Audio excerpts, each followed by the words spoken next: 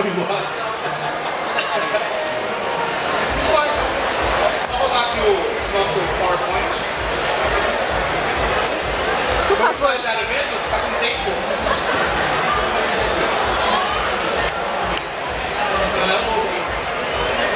Um pequeno detalhe?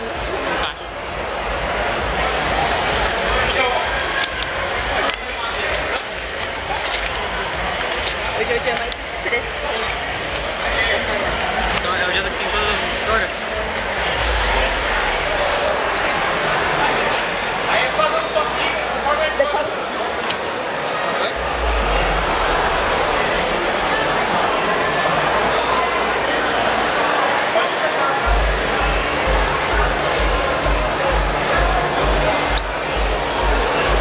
E aí pessoal, boa tarde, tudo bem? Boa tarde pessoal.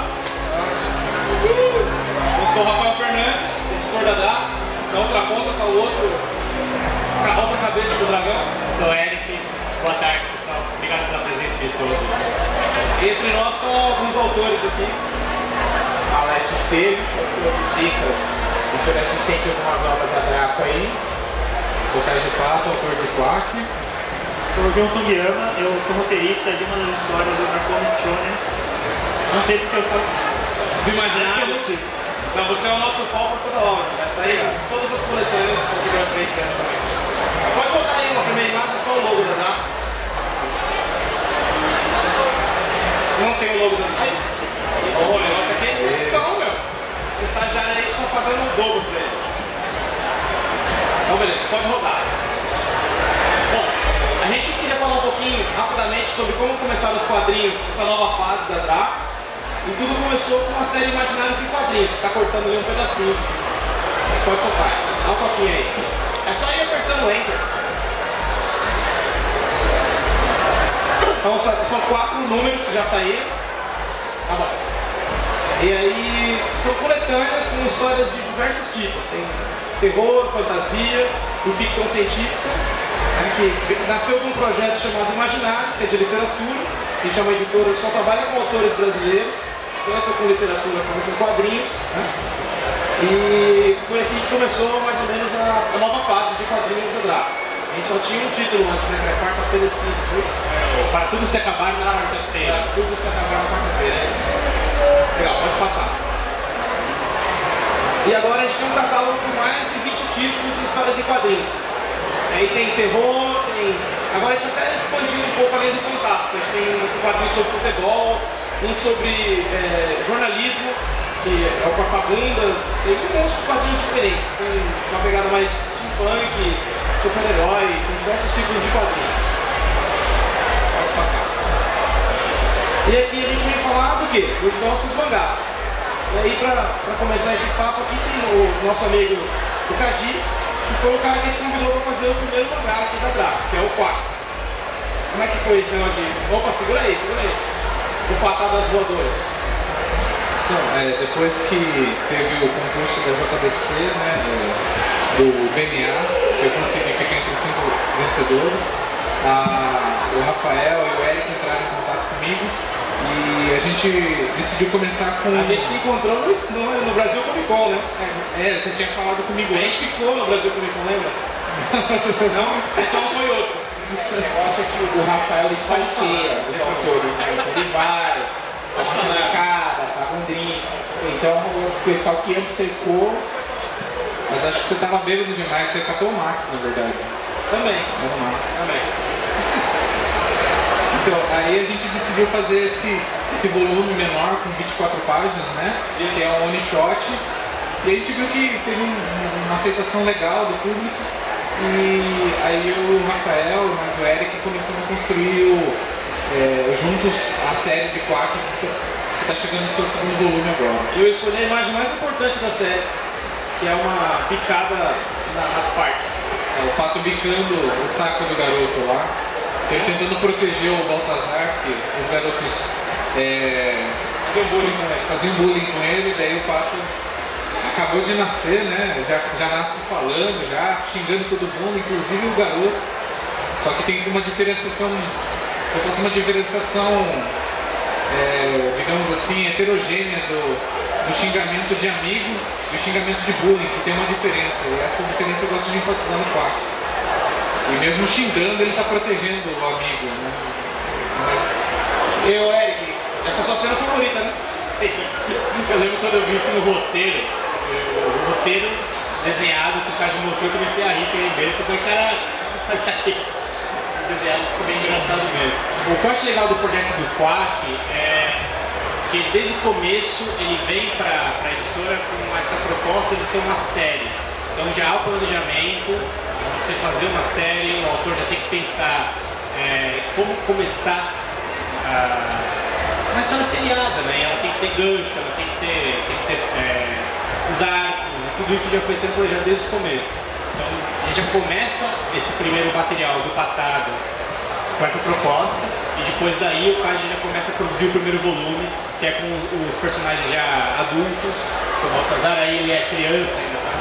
Então esse foi o primeiro passo, mas a gente já sabia que seria como se fosse uma série paralela, né, Kaji? Mostraria o lado da infância do Baltazar e tal. Porque a história, a aventura deles começa quando o Baltazar decide fugir de casa. E eles têm que trabalhar de freelance num mundo fantástico, um mundo de fantasia, meio steampunk, futurista. E daí o que acontece? Acontece a história dos dois tendo que se virar sem grana, trabalhando de freelance para uma agência de aviadores. É como se fosse em paralelo a motoboys, aviadores, tem as missões, tudo. E esse Patadas Voadoras é enquanto o Baltazar ainda está vivendo com os avós dele. Então, pode ter outras nesse universo antes deles fugirem de casa, é um universo mais, digamos assim, é mais pacífico, é mais infantil, porque depois que eles ficam adultos, eles vão começar a se envolver com os conflitos reais do mundo de Quack. Que no Quack existem raças que são os humanos, os animais conscientes, os animais inconscientes e os híbridos, que são humanos e animais. E tem todos esses conflitos bélicos, eu inspiro bastante na história do nosso mundo mesmo, os conflitos como homoafetividade, conflitos como o racismo, todos estão em formas de metáforas no Quack, e eu gosto muito de colocar, inclusive, esses conflitos que eu vejo no mundo, adicionando isso a parte da minha vivência pessoal também com o bullying. E é isso, o Quack é uma metáfora que eu uso para mostrar a minha visão do mundo. Legal, vamos lá. Aí depois do Quack a gente lançou o nosso próprio site Descanso. Percebe mais uma vez, na verdade pode explicar. Não são bem scans, são de mangás nacionais gratuitos. Então lá você consegue ler Quack, você consegue ler Zicas, que é a série que eu escrevi com a Alessio. Você vai começar a ler o Starlight, que soltamos um preview, entre outras séries, estamos planejando alguma coisa por junto também. Então lá é onde a gente divulga o nosso material, você pode conhecer as histórias, pode se aventurar aí, ó. E aí, a partir daquela linha do site, a gente lançou uma linha de mangás que nasce daquele conteúdo que a gente vai publicando ali. Então, Quack e os Zicas, aqueles do lado direito, já são os dois primeiros volumes dessas séries que tem continuidade lá no site e que vão sendo encadenadas aos poucos. Já o Starmind de Patadas Voadoras, as patadas voadoras, eles são one-shots da uma coleção chamada Contraversão. O pessoal trabalha com histórias curtas e que se resumem em uma publicação só. Elas podem virar série, mas dá para ler independente. E aí tem o Starmind. Pode passar. E a gente tem os lançamentos para divulgar hoje. Um deles é o Dracomics, Shonen, e o outro é o Quack, volume 2. Só segura um pouquinho aí. E esses dois títulos que estão lançando aqui são a continuidade daquilo que a gente vem construindo até agora. O Dracomics Shonen, a gente fez uma seleção, abriu para o pessoal mandar suas próprias histórias, seus próprios quadrinhos. Então nós selecionamos 8 histórias dentro da nossa equipe e da pessoa que veio nos procurar. E aí as melhores histórias a gente publicou. Só para frisar uma coisa bacana, inicialmente iam ser 6 edições no Shonen, só que o material foi tão bacana que a gente ia ser 6 histórias, né? E a gente resolveu então abrir para mais 2. Então tá um livro parrudo, né? Tá bonito, tá gostoso. Então Aí, dá uma olhadinha aí a gente trouxe o livro. Vocês podem ver, ele funciona, não precisa de pilhas. Isso aí. O bacana da coletânea do Dracomics é que ela reproduz também um modelo que a gente usa bastante na editora, que são as coletâneas. Isso tem funcionado bastante com a literatura. A gente tem diversas coletâneas temáticas de literatura. Além de propor um tema, como, sei lá, steampunk, monstros gigantes, zumbis, e trabalhar isso, cada autor com a sua voz, cada autor com a sua história, a ideia das coletâneas é descobrir novos talentos. A gente costuma pensar sempre nas coletâneas como nossa divisão de base. O nosso templo Shaolin, como o Eric gosta de dizer, que está enrolando para dizer. Onde a gente descobre aí os novos autores, o pessoal que tem um trabalho bacana, que quer publicar, que ainda não chegou numa publicação, e a gente gosta de descobrir esses caras e trazer para cá. Uma coisa que eu acho bacana enfatizar também é que há sempre um trabalho de edição nosso. A gente não recebe as histórias prontas e publica. Tanto no Dracomics quanto nas coletâneas de literatura, sempre há edição de roteiro, edição de texto, a gente pega muito no pé, a gente tenta auxiliar o autor a chegar ao seu melhor potencial, a tentar alcançar o que ele está querendo, ajudar o autor a contar a sua história. E com os desenhistas é a mesma coisa. Às vezes a gente está recebendo as páginas de desenho e fala, peraí, acho que essa cena é desnecessária. Por outro lado, você precisa desenhar isso. A gente tem essa preocupação de fazer um acompanhamento e edição dos materiais. Eric, deixa eu fazer uma pergunta aqui pro Ju. Como é que foi a experiência para você preparar aí o seu roteiro pro Dracomics? Como é que você fez? Bom, pro Dracomics, na verdade, eu mandei vários roteiros. Quantos foram? 3, eu acho. Porque mais do que devia. Eu queria participar de qualquer jeito. Então eu preparei todas as melhores histórias que eu consegui em 20 páginas e mandei. Aí depois tem o processo de seleção, daí selecionaram um deles, o melhor entre os 3, e passou, a primeira coisa que ele faz, ele passa por um processo de apontar os problemas, principalmente nos diálogos, que tem muitos diálogos longos, a gente está escrevendo que não percebe quão longos eles são para encaixar nos balões e tal, e para fazer fluxo do sabor. E a partir daí eu comecei a trabalhar com um artista, que foi alguém que enviou os nossos trabalhos para ele todos. No meu caso, é o João Edge, que fez a minha história do Necona. E aí a gente vai casando também. Por exemplo, o João Edge tinha mandado que queria desenhar uma história. A gente juntou ele com o Ju e montou uma equipe. Então muitas vezes os autores que estão envolvidos no projeto não se conhecem. E isso é interessante, porque surgem algumas parcerias, ou você percebe algumas coisas legais que você nunca tinha imaginado no seu texto. É bem interessante esse processo. Vou te passar um toquinho. Bom, aí tem algumas imagens do Dracomics Shonen, né? Pode ver aí, tem várias histórias. Você segura, aquela ali é o Arquipélago dos Espíritos, não é isso? A do meio é a do Raoni, que chama Maneki Knight. Aqui do lado direito, que já está meio coberta, é Physics. Qual? Physics. Exatamente. Pode ir. Ali em cima, o Necrônicos, a história do Jun. Essa daí é o Battle Fantasy. Isso. E o que mais? Aí é o Divisão 5, uma história muito legal que abre o álbum. Essa daí é uma história que o Eric desenhou, bem interessante. Chama Mestre dos Orcs. E aqui é o... como chama? Rei dos Elementos. Rei dos Elementos, exatamente. Aí eu até coloquei uma mensagem para lembrar por que a gente faz quadrinhos. Pode soltar. E aí eu escolhi a imagem mais edificante possível sobre Quack, para falar que a gente está lançando o Quack 2. Tem um momento de sedução ali do nosso amigo Baltazar, tentando seduzir fingindo que todos os piratas fortes pensam que ele é uma mulher, e aí ele tenta seduzir o cara que está cuidando dele, que está na prisão, para fugir. Eu acho que deu certo, né?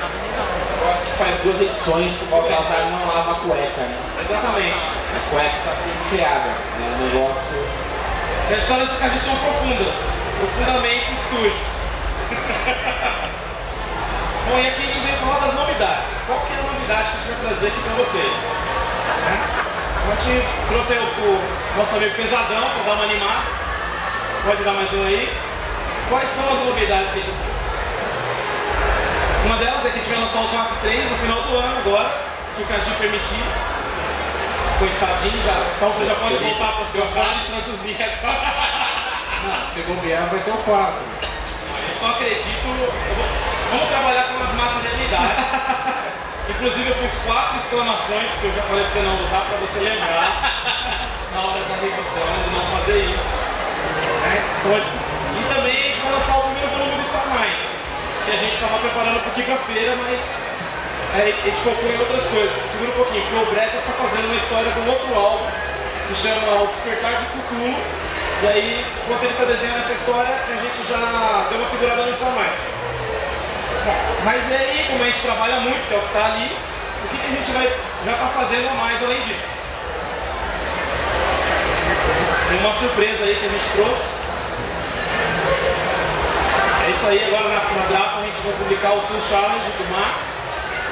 Vamos publicar os 2 primeiros encadernados, que saiu de forma independente. E agora a gente vai lançar o terceiro, que é inédito, com sorte, até o Comic Con Experience. O Max é parceirão aí do Kaji, então a gente meio que fechou uma turma deles aí, que são os Dom Brothers. A gente tem um grupo, nós 3 formamos os 3 Dom Brothers, assim, equiparado aos 3 Senis de Naruto. Assim. Eu tô assistindo muito Naruto. Aí o outro é o Rafael, né, que fez o Dracomics, a divisão 5. Então, assim, um cara que a gente gosta bastante, é sempre junto com a gente nos eventos, e agora também está no nosso catálogo. E aí a gente abriu para perguntas. Se vocês têm alguma pergunta sobre a nossa editora, o que a gente tem feito, a gente só publica materiais nacionais. A gente até conseguiu fazer o Junto Falar hoje. Fiquem à vontade. Quem quiser fazer pergunta, é só levantar a mão. A gente faz leitura de tarô, se quiser saber o seu futuro, na frente de todo mundo. Melhor você largar essa pessoa aí que você está saindo, não tá legal. Eu faço um mapa astral também, se quiser. Boa tarde. O Dracomics Shonen, ele publica obras de um só. A gente está trabalhando, começou ele agora, a ideia é que sejam sempre novas histórias, então seria como se fosse uma publicação de teste. Não só para a gente, uma história dali vai virar série, mas também, às vezes o one shot do cara não dá uma série, mas trabalhar com ele foi legal, então a gente decidiu fazer uma nova história. Então escolheu alguns. Então, assim, a ideia é não testar só as histórias, é testar os artistas e as histórias. Então, assim, tem histórias que são fechadas, tem algumas que poderiam virar série, outras que não. Então, assim, às vezes assim, aquela série não ficou não viraria uma continuação, mas pô, o roteirista é bom, o desenhista é bom, mas trabalha com outra coisa, entendeu? Então a não faz pensando que vai continuar ou não, mas porque as histórias são bacanas. Se vai continuar ou não, quem vai desenhar, aí é uma outra discussão, entendeu? Mas aí a princípio a ideia é publicar histórias bacanas, seja elas fechadas ou abertas. É uma peneira de futebol. Então assim, são meio que os momentos que a gente vai selecionar o pessoal e ver se tem alguém que a gente gostaria de trabalhar e tal, mas são histórias fechadas. Tem previsão para a próxima? Nem fazer. A gente vai divulgar agora a partir depois da feira, a gente vai decidir, eu acho que em agosto, setembro, a gente anuncia, abre as inscrições para quem quiser mandar uma história, quiser tentar escrever. Mais alguma pergunta? Vamos lá, coragem, a gente está aqui já na frente do mundo. Sobre publicação, sobre o processo de trabalho. Se quadrinhos dá dinheiro, todo mundo gosta de A gente vai perguntar um para os outros. O que você faz além de fazer quadrinhos para pagar as contas, Alessio? Nossa, agora fazer quadrinho é uma coisa. Eu, na verdade, eu trabalho em outras coisas para pagar os quadrinhos. A gente trabalha em outras coisas para fazer os quadrinhos. Eu atualmente trabalho com publicidade, faço vários textos de redes sociais, internet. E na hora vagas a gente tenta fazer roteiro. E a gente, como eu trabalho com o assistente da Draco também, revisão, eu não aguento mais ler. Na verdade eu não faço isso, eu trabalho com quadrinhos, nas horas vagas eu trabalho para pagar as contas.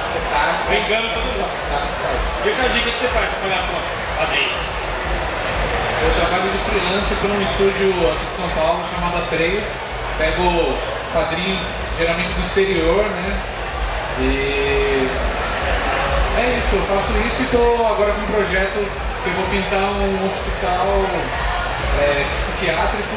A gente está fazendo um trabalho, eu e um amigo meu que é designer, a gente vai fazer um trabalho de humanização. Vamos ver esse projeto aí. Se virar esse projeto vai virar o meu sustento e também uma coisa bastante legal que é a humanização de hospitais psiquiátricos. Geralmente o hospital é tudo cinza, tudo, a gente vai trazer um pouco de vida para essas pessoas. Que legal. E o Júnior, o que você faz na vida? Eu escrevo. Só isso. Não preciso viver. Você escreve, você não trabalha, você só escreve? Escrever é preciso viver. Olha. Ele é herdeiro de um império. É verdade, esqueci. Ele é dono da Cristina Zac, tem que ser dono lá, na verdade. E o Eric é vice-presidente da Globo? Eu sou editor, trabalho em editora há 6 anos. Atualmente estou na editora Globo, atualmente e desde sempre. Trabalho na editora Globo, eu sou editor de livros digitais na Globo atualmente. Bom, Você, Rafa, eu faça esse segredo aí. faço uma parte de coisa, velho. Eu sou editor da MED, eu sou editor de livro didático e sou o capitão desse navio maluco chamado Grau, na qual o Eric é o mastro, e na verdade não, ele é a carranca que fica na frente, e eu só vou dando as ordens. É o Sam aí, ó, tá escondido os chifrinhos lá. E a gente faz isso porque curte. Alguém pergunta, muitas vezes a pergunta é: o que você faz para viver? Dá para viver com quadrinhos? Eu falo assim: eu não consigo viver sem quadrinhos. Essa pergunta eu não sei responder, mas se eu consigo viver sem, eu não consigo. É a coisa que eu mais gosto de Quando fazer. a pessoa pergunta isso pra mim, eu falo assim, ó, o tempo que eu estaria jogando videogame, saindo na balada, eu vou dando toda uma lista de coisas. Pra mim, eu me divirto fazendo quadrinho. Então, enquanto não tá dando um retorno autoralmente, né, porque eu já ganho fazendo freelance por fora, enquanto não dá retorno, é o meu, vou dizer, hobby, por enquanto. Acho que não, acho que é um projeto. É um projeto de vida. Eu já chamei de hobby, mas Normalmente a pessoa fala, cada um com a sua loucura. O lance é que o hobby se faz nas horas vagas, aqui não tem vontade, aqui já tá uma coisa mais encaminhada, de ter prazos, de ter uma correção, de você ter um trabalho mesmo, de você levar a coisa profissionalmente mesmo. É divertido, quer dizer, tem suas brigas, né? Suas discussões. eu nunca briguei com ele. Eu acho que o bacana de pensar no projeto, a proposta da própria editora é uma editora independente, é uma editora pequena, uma editora que vai fazer 7 anos agora. Está com 110 títulos de catálogo, não é um catálogo muito grande ainda, mas uma grande maioria são de livros de literatura, romances e contos. Agora a gente tem alguma coisinha de não ficção, publicou agora um livro de referência, né, sobre história, títulos de nobreza e tal. E os quadrinhos aí já são 20 e poucos títulos no catálogo. Acho que o grande ponto do projeto é tentar dar uma casa editorial para projetos brasileiros. A gente vê todas as grandes editoras, a maioria das médias, só publicam traduções. Só publica material estrangeiro, só trabalha com franquias óbvias ou por livros que são impulsionados ou que estão sendo ajudados pelo cinema. Ou por produções estrangeiras, seriados e tal. A gente vai totalmente na linha reversa, né? Tentar fazer uma coisa que a gente acredita muito, que é a necessidade de ter uma casa editorial que vai incentivar e publicar o brasileiro, o quadrinista, o roteirista, porque muitas vezes o roteirista no Brasil não tem espaço. Pô, o cara só escreve, ele não é obrigado a saber desenhar para fazer quadrinho. A gente quer esses caras, a gente quer levar eles para o mercado, o contista, o romancista. Então, quando esses caras são publicados, normalmente são em edições independentes ou edições autorais. O cara faz a sua própria publicação. A gente quer tentar reunir todos esses caras e levar para as livrarias. A Draco trabalha com todas as grandes redes. Tem Finac, Saraiva, Cultura, a gente vende pela Amazon, a gente vende no Submarino. Então assim, acho que a ideia de juntar toda essa galera, todos esses brasileiros, é para levar eles para o mercado com o melhor cuidado possível. A gente tenta dar um carinho aí no projeto gráfico, acabamento dos livros, convida todo mundo aí para visitar nosso stand, conhecer como é que é o resultado. E é assim que a gente tem feito aí o trabalho e tem dado certo até agora. Legal, mas vocês têm alguma outra pergunta? Então eu vou fazer uma pergunta para vocês. Quem de vocês veio aqui hoje e comprou um quadrinho nacional? Muito obrigado. O lance é o seguinte, daqui pra frente, pensa nisso, você está aqui do lado, tem uma fileira de gente vendendo quadrinho nacional. Dá uma passada, dá uma olhada, às vezes tem alguma coisa que interessa para você. Às vezes nem está tão profissional ainda, mas você compra, ajuda o cara e o próximo trabalho dele com certeza vai ser melhor. O próprio mercado está exigindo isso. Ele vai evoluir naturalmente, você vê que está funcionando o projeto dele. Mesma coisa, dá uma olhada nas editoras, nos stands, você vai começar a perceber que tem uma cena rolando. Quando você vai numa feira grande, no Comic Con Experience, numa outra feira qualquer, como essa, você vai perceber que sempre, cada vez mais, os espaços do Anime Friends, de todas as feiras, estão crescendo.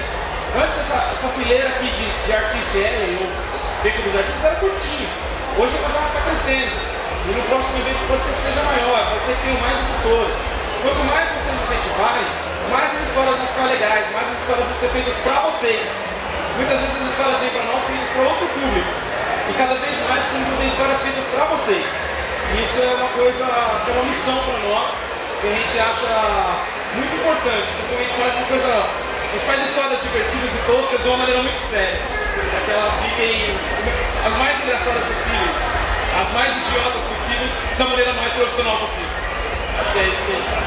Eu acho que o ponto é sempre esse. Você pode ler uma história de zumbis que se passa em São Paulo, sabe? Por que não? Você não pode ver uma descrição sobre sobrevivência no meio da Paulista, ou no caso, sei lá, do Apagão, gangues brigando por espaço em São Paulo, uma história de aventura, uma história que vai tentar explorar o contexto, ambientes que são familiares pra gente. Acho que é muito bacana quando a gente vê uma história e reconhece nela o ambiente em que a gente está inserido. Acho que isso dá uma identificação muito legal. Sempre curioso para quem viaja e sei lá, vai para Nova York, chega lá e fala, nossa, parece que eu estou num filme. É porque todo o conteúdo é feito ali para aquelas pessoas. E a gente está muito acostumado a consumir o que vem de fora. Então acho que convido aí todo mundo a dar uma chance para conhecer o material feito com a nossa linguagem, com a nossa vivência, com a nossa brasilidade mesmo. E às vezes nem sempre vocês vão ver elementos claramente brasileiros. Às vezes, por exemplo, na minha obra do Quack, é um mundo fantástico, outra linguagem, mas a linguagem é brasileira. Você vê piadas, expressões, inclusive referências à cultura brasileira, né? É um produto de um brasileiro pro brasileiro. Por exemplo, Zika, que eu faço com o Alessio. Do que se trata, Alessio? Olha a descrição do negócio. A resumida, só pra gente fechar. Seria um GTA com Dungeons and Dragons. Um GTA com Dungeons and Dragons. E como é que seria isso? Você tem basicamente então as raças medievais, né? Os orcs, elfos, anões, como se fossem classes sociais de uma cidade moderna. Então você pega uma São Paulo com elementos fantásticos. Então em vez de um shopping ser normal, é uma masmorra de compras. Né? Você vai pegar o metrô, são barcas de rios subterrâneos. Você tem ali a polícia, na verdade é uma milícia, né? Que são soldados treinados. Você tem os heróis são da periferia. Então, assim, da quebrada. Quem que é o herói? É um orc chamado Barone, que trabalha num bar, chama Barone. E quando um orc nasce no bar, ele ganha o nome do bar. E ele resolve que não quer mais ser um ajudante de barman, e ele então quer ser um Zika, que o Zika é o cara que se contrata para resolver esse problema.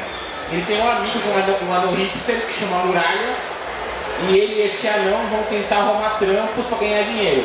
E falham miseravelmente, né? Como nós. Acho que o Barone só perde pro Homem-Aranha em termos de não conseguir dar certo na vida. Porque uma maneira nasceu no Brasil. Senão ia ser pior. Então assim, ele ia ser atendente de telemarketing, não a gente brinca com aquele negócio de funk, brinca com a periferia, brinca com o hipster, brinca com a relação das elites. Tem rolezinho, tem invasão de casa, invasão de prédio público, de integração de posse, pichação, briga com polícia. Temos tênis amarrados nos fios de eletricidade, uma coisa bem roots mesmo. Então é bacana, e qual que é o legal dos Icas? É você poder discutir os problemas da cidade grande, mas não precisa também ser uma coisa chata. Você dá risada, se diverte, você entende ali a crítica que está rolando. Então você precisa o tempo todo ser sério, você pode trazer reflexão da N questões brincando mesmo. Uma pergunta. Eu tenho uma pergunta para vocês. Eu tenho visto no mercado um aumento de quadrinistas nacionais tentando lançar o quadrinho via catarse, financiamentos coletivos. Você acha que isso é um reflexo de ou porque quer ser completamente independente e isso tem crescido, ou você acha que eles acham que não tem oportunidade dentro de editoras nacionais? Porque vocês começaram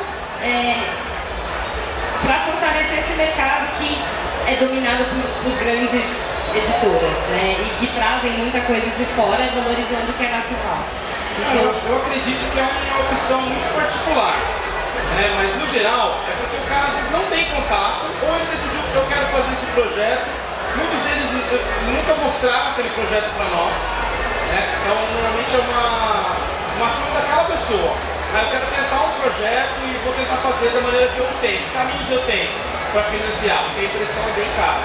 Eu tenho o financiamento coletivo, eu tenho aquele PROAC, que é um projeto do governo de incentivo, que banca algumas obras, a produção de algumas obras, de quadrinhos, cinema e tal. E eu acho que é um dos caminhos, né, que o autor hoje tem. Então, com uma produção muito grande, eu não acredito que, por exemplo, a nossa editora não conseguiria lançar todos os projetos que estão no Catarse. A gente não consegue lidar com esse volume. Mas ao mesmo tempo, esses projetos que nós lançamos muitas vezes são criados por nós. A gente falou, quero falar, por exemplo, Rei Amarelo, que é um quadrinho que a gente fez de terror.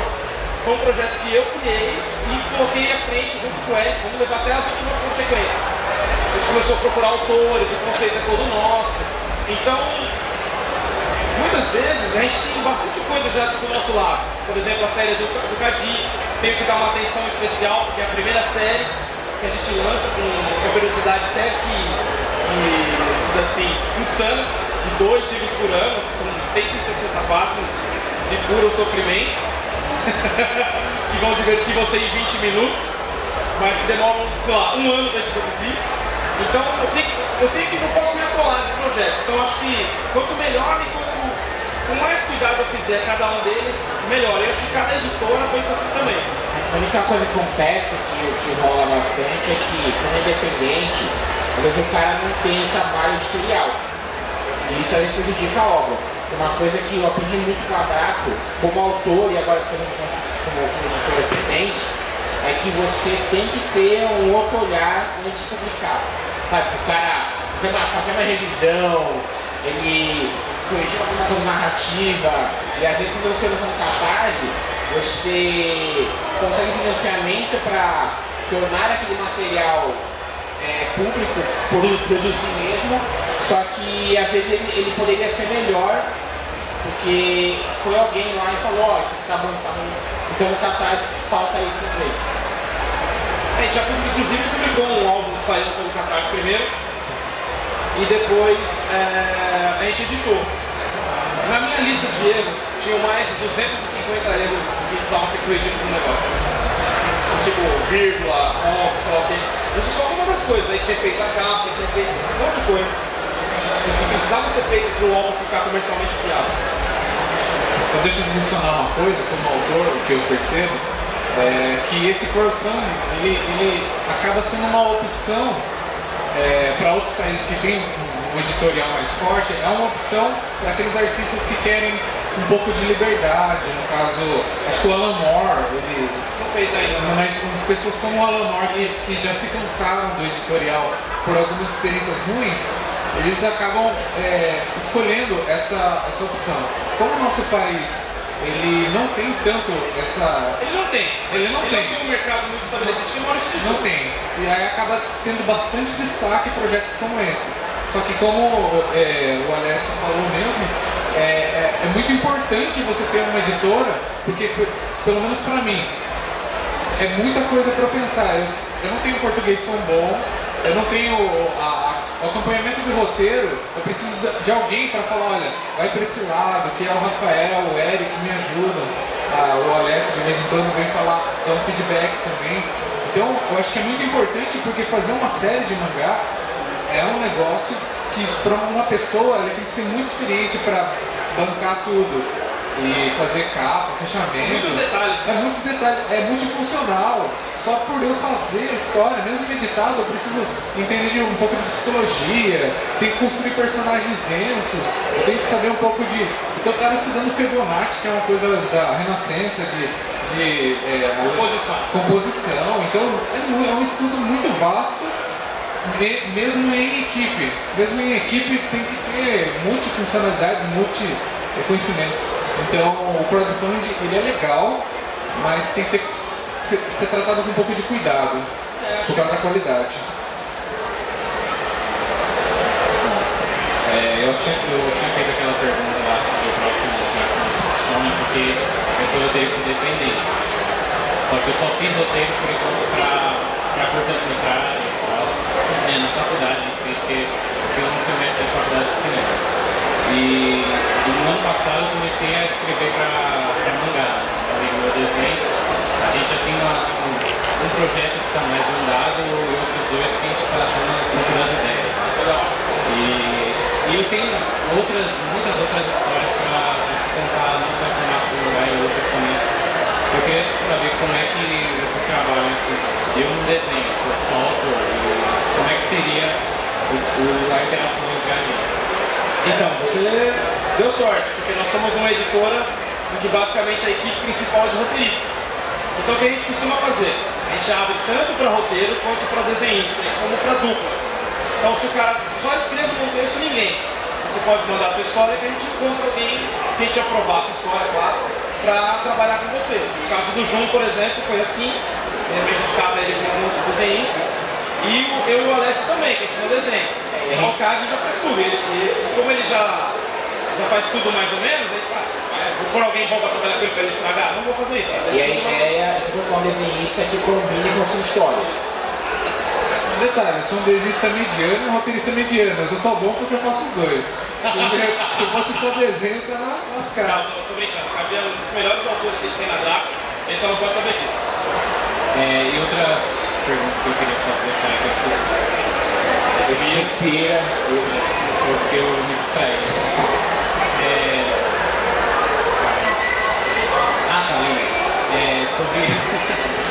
Sobre a história em si, quando mandar a história para vocês priorizam histórias que já estão registradas ou se vocês indicam o autor a registrar a história deles na Biblioteca Nacional ou algo do tipo? Olha, isso é uma questão complexa. Por exemplo, eu nunca registrei uma história minha.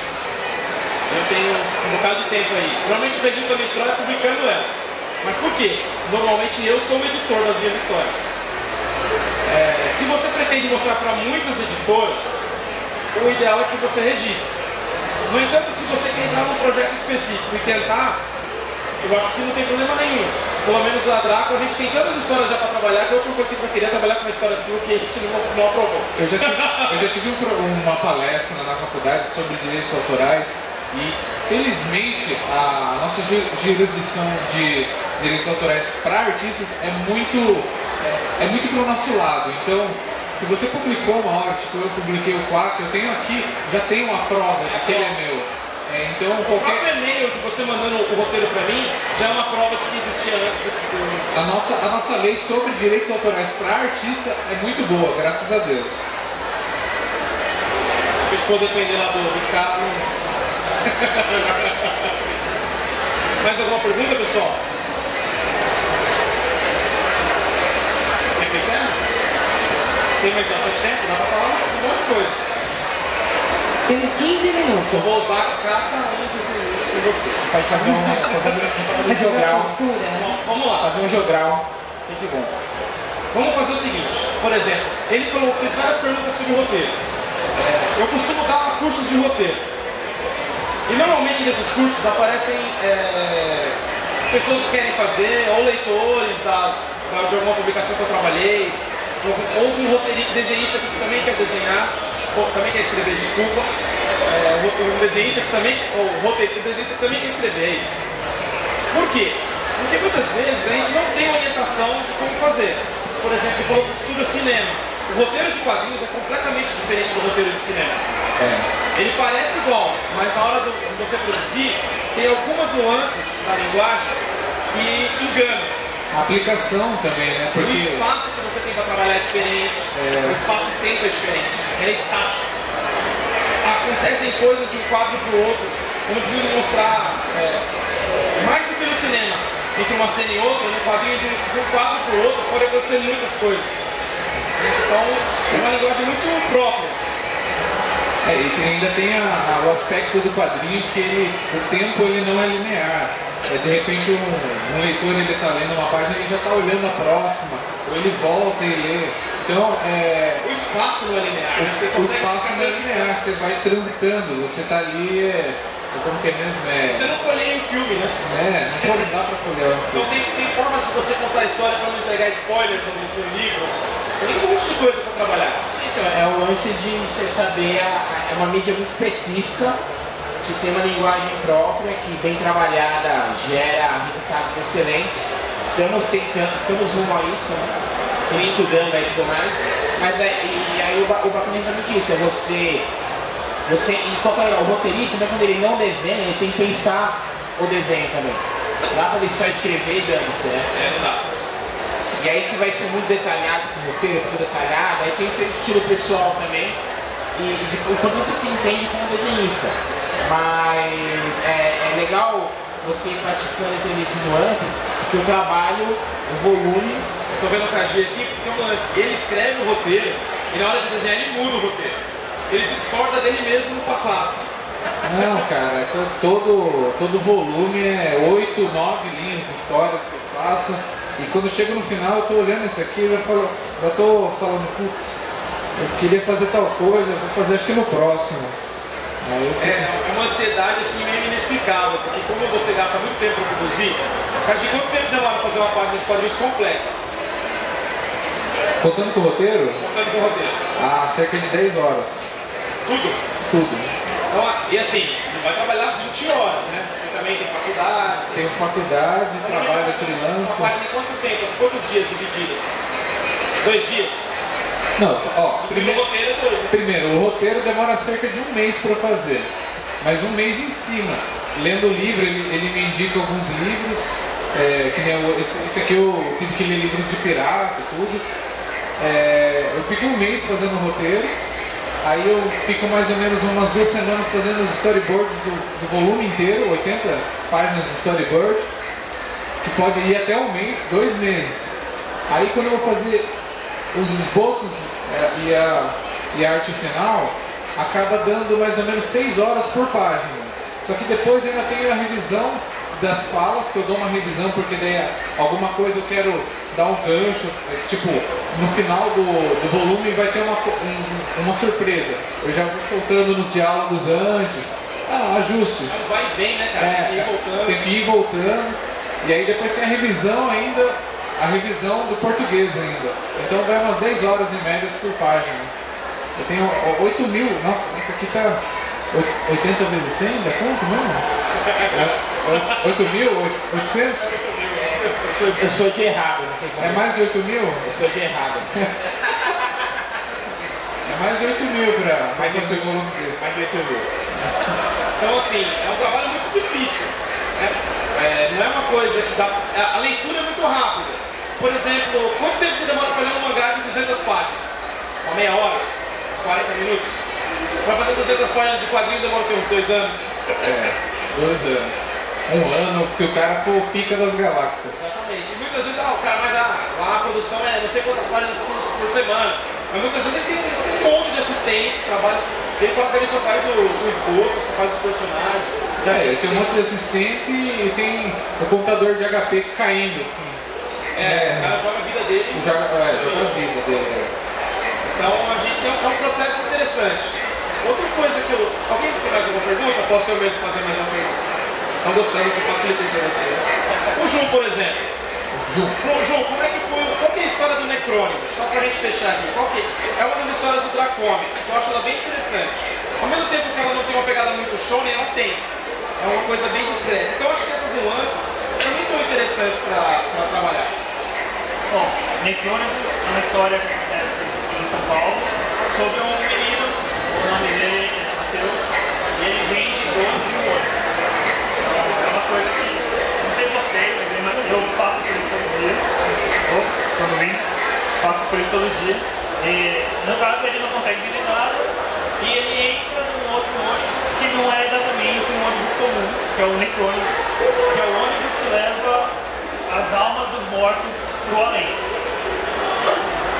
E no caso, o além seria uma outra cidade mais inversa à de São Paulo, chamada de Necropol.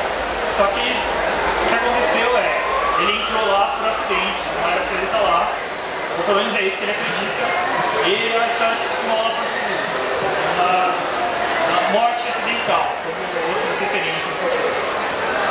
Bom, assim, a gente tem trabalhado com coisas diferentes mesmo, mas ambientadas aqui no Brasil, né? Bom, para encerrar, eu convido vocês para visitarem o nosso stand, tá ali, ó, tá vendo o stand das baratas amarelo? Tá do lado, é só chegar ali, sem compromisso, dar uma olhada nas publicações. A gente trabalha também com outros tipos de quadrinhos e de livros. A gente tem terror, tem ficção científica, steampunk, entre outras coisas. Também temos o site do Gracomics, que pode sair. Opa! Pode tirar que saiu o estagiário e esqueceu de apagar.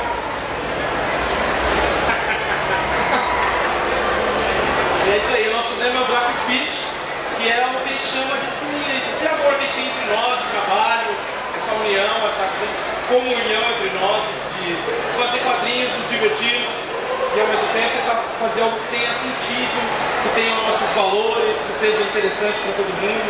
Então é isso aí, convido vocês para darem uma olhada. Agora a gente também tem outros canais, a gente tem um canal no Snapchat, a gente tem um canal no YouTube que chama Draco Spirit. A gente estreou agora, faz 2 semanas. Né? Eu não sabia disso. Novidade, eu também não me acostumei. É que a gente não quer oscilar ainda. Tá melhor, vai ter um media training. Você pode inclusive falar assim, ó, pra ele pôr aqui o endereço do nosso site, aí eu jogo pra você o endereço, aí você mostra aí também, ó.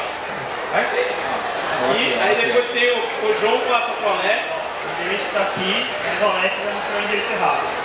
Alessio, onde tá o endereço? O endereço, cara. Você está no seu bolso. Depois a gente... vai ter outra coisa no meu bolso aqui. Então melhor não mostrar. Então a gente tem vários canais, blog, tudo quanto é. A gente tem todas as redes. Se você procurar Editora Draco, você vai encontrar. A gente está em todas as feiras. O Anime Friends acho que é o 4º ano. A gente esteve também no Brasil Comic Con. O pessoal já está até cansado de olhar na minha cara, de minha conversa mole. Então é isso, muito obrigado, valeu por acompanharem. Acho que é a última palestra de hoje, é isso? Então, muito obrigado, pessoal. Aproveitem a feira, vai ter um show, tem um monte de coisa. Valeu mesmo. Já que é a última palestra, quem quiser, eu estou vendendo aqui, na minha mão. Você dá para comprar os livros aqui com ele também? Na minha mão vocês me ajudam mais. Eu pego como revendedor da Draco. É mais barato e autografado aí. Ele é nosso vendedor de porta em porta. Ou se quiserem me achar, eu estou pelo evento aí vendendo. Eu vi isso. Mas então, meninos, eu queria agradecer muitíssimo pelo bate-papo muito bom que a gente teve. E aí, como eles falaram,